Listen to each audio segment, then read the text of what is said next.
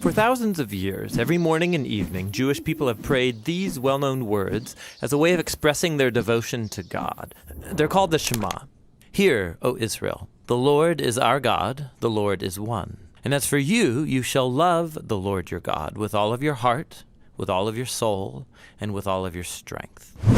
We're going to look at the fourth key word in this prayer, heart, which in Hebrew is sometimes pronounced levav, or more often in a shorter form, lev. Now, different cultures throughout history have had different conceptions of how the human body works, and this is also true of the ancient Israelite writers of the Bible. They knew that the heart was an organ in the chest that sustains life. There's mention of a heart attack in the Bible, Naval, whose heart died inside of him and he became like stone. But the biblical authors talk about the heart in many other ways that might seem strange to modern readers, and that's because these Israelites had no concept of the brain or any word for it. They imagined that all of a human's intellectual activity takes place in the heart. For example, you know with your heart in the Bible. Your heart is where you understand and make connections. In the book of Proverbs, wisdom dwells in the heart. And your heart is what you use to discern between truth and error, like Solomon did when he was king. So the heart is where you think and make sense of the world, and it's where you do more. In the Bible, the heart is where you feel emotions. You feel pain in your heart, like Hannah did when she couldn't have any children.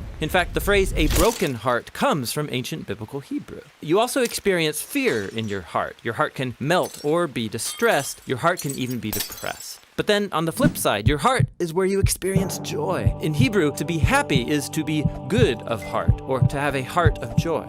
So the heart is the generator of physical life. It's also the center of your intellectual and emotional life, and there's more. In biblical Hebrew, the heart is where you make choices motivated by your desires. So David had it in his heart to build a temple for God. Your heart is where your affections are centered. They're called the desires of your heart. And if you really want something and go after it, it's like what Nathan said to David, whatever's in your heart, go and do it. So then, in the Bible, the heart is the center of all parts of human existence, as in the well-known proverb, guard your heart, because from it flows your whole life. Now, the prophet Jeremiah believed that the human heart was fundamentally broken. He said, the heart of a human is deceitful above all, irreversibly sick. Who can even understand it? He had watched a whole generation turn away from God. They started sacrificing their children as if that were a good thing. So this is why, in the imagination of the Hebrew prophets, the only hope for humanity is the total renewal of the human heart. Moses predicted that if Israel was ever going to love their God, their heart would need to be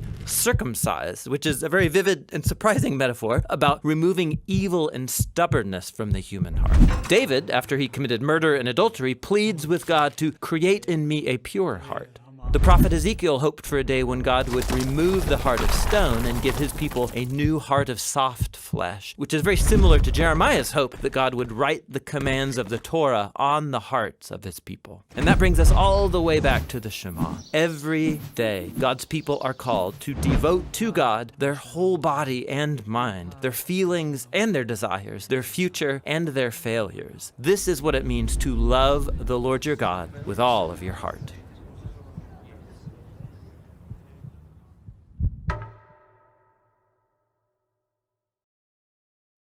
Thanks for watching this Bible Project video. We have a lot more word study videos coming down the pipeline. If you heart this video, you can help us make more, and you can do that at thebibleproject.com.